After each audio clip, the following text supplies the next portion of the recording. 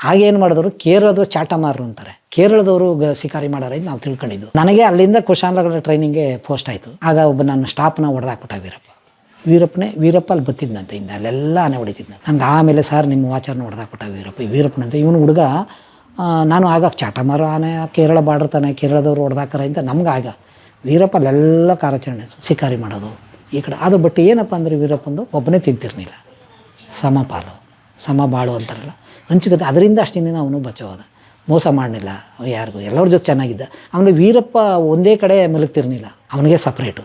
ಹ್ಯಾಂಗೇ ಆದರೂ ಒಂದು ಕಡೆ ಆದರೂ ವೀರಪ್ಪನೇ ಸಪ್ರೇಟ್ ಮಲಗ್ತಾ ಇದ್ದ. ಅವನು ನನ್ನ ಆಲ್ಬಮ್ಲಿದ್ದಾನೆ, ಇದು ಮಾಂಸ ನೇತಾಕಿರೋದು ಅದು, ಆಮೇಲೆ ಮಸಾಲು ಒಂದು 2 ಬಿಂದಿಗೆಲಿ ಕಾಡೊಳಗೆ ಅರ್ದು ಪ್ಲಾಸ್ಟಿಕ್ ಬಿಂದಿಗೆಲ್ಲ ಸ್ಟಾಕು ಎಲ್ಲ ಸುಮಾರು ಹಿಡ್ದು ನಾವು. ಬಟ್ DFS ಸತ್ತ ಮೇಲೆ ಎಲ್ಲ ಅಂತ್ಯಾಗಿ ನಮಗೆ ಹಿಂಗಾಗ್ಬಿಟ್ಟು ಇಲ್ಲಿ ಸೆಟ್ಲಾಗಿ ಮೈಸೂರಲ್ಲಿದ್ದೀವಿ. ಎಷ್ಟೋ ಜನ ಹೇಳ್ತಾರೆ ಮಾಧ್ಯಮದಲ್ಲಿ ಯಾಕೆ ರೀ ವಿಷಯ ಹೇಳಿದೆ ಆಗೋದೆಲ್ಲ ಏನು ಪ್ರಯೋಜನ, ಯಾಕೆ ಹೇಳ್ತೀರಿ ಹಾಗೆ ಏನು. ಆದರೆ ನಿಮ್ಮಿಂದ ಮಾಧ್ಯಮದ ಎಷ್ಟೋ ವಿಷಯ ಗೊತ್ತಾಗಬೇಕು, ರಿಯಲ್ ಸ್ಟೋರಿಗಳು ಅಥವಾ ಪೇಪರ್ ನ್ಯೂಸು ಅಥವಾ ಒಬ್ಬರು ಹೇಳೋದು ಮಾತಲ್ಲ, ಅಲ್ಲಿ ಕತೆ ಘಟನೆಗಳು ಅಂಥ ಘಟನೆ ಅಲ್ಲಿಗೆ ಬರೆದಿದ್ದವರೇ ಇಲ್ಲ. ನಾನು ಮೈಸೂರಲ್ಲಿ ಇದ್ದಾಗ ಡಾಕ್ಟರ್ ರಾಜು ಅಂತ PCC ರಿಟೈರ್ಡ್ ಆಗಿದ್ದಾರೆ, DF ಅವರು. ಇಂಡಿಪೆಂಡೆನ್ಸ್ ಡೇ ಆಯಿತು ಮೈಸೂರಲ್ಲಿ, ನನ್ನ ಚಾರ್ಜ್ ಇತ್ತು ಮಾಡಿಸ್ತಾ ಇದ್ದಾಗ.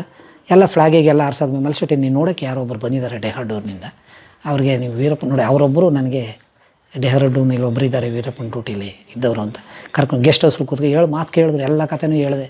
ಬನ್ನಿರಿ ಏನೇ ಆದರೂ ಡಿಗ್ರಿ IFS ಕೊಡಿಸ್ತೀನಿ ಬನ್ನಿ, ಯಾರನ್ನಾರು ಕರ್ಕೊಬನ್ನಿ ಅಂದರು ನನಗೆ ಡೆಹ್ರು.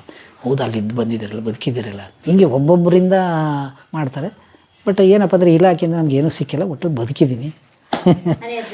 ಅದೃಷ್ಟ, ನಾನಂತೂ ಅದನ್ನೇ ಅನ್ಸ್ಕೊತೀನಿ. ಪ್ರಿಯ ವೀಕ್ಷಕರೇ, ನಾವು ತೋರಿಸುತ್ತಿರುವ ಇತಿಹಾಸದ ಕಥೆಗಳು ಕನ್ನಡದ ಕಲೆ, ಸಾಹಿತ್ಯ, ಸಂಸ್ಕೃತಿ, ಜನಜೀವನ, ಇತಿಹಾಸ ಸೃಷ್ಟಿಸಿದ ಜನಸಾಮಾನ್ಯರ ಅಸಾಮಾನ್ಯ ಕಥೆಗಳು ನಿಮಗೆ ಇಷ್ಟ ಆಗಿದ್ಯಾ? ಹಾಗಿದ್ರೆ ವಿಡಿಯೋ ನೋಡಿ ಸುಮ್ಮನಾಗ್ಬೇಡಿ, ಶೇರ್ ಮಾಡಿ, ಸಪೋರ್ಟ್ ಮಾಡಿ, ನಮ್ಮೊಂದಿಗೆ ಜೊತೆಯಾಗಿ. ಇದು ನೀವೇ ಬೆಳೆಸಿದ ನಿಮ್ಮ ನೆಚ್ಚಿನ ಡಿಜಿಟಲ್ ಮಾಧ್ಯಮ. ಇನ್ಮುಂದೆ ನಿಮಗಾಗಿ ಇನ್ನಷ್ಟು ವಿನೂತನ ಶೈಲಿಯಲ್ಲಿ ಬರಲಿದೆ. ನಿಮ್ಮ ಬೆಂಬಲದೊಂದಿಗೆ ನಮ್ಮ ಪಯಣ ಮುಂದುವರಿಯುತ್ತಿದೆ.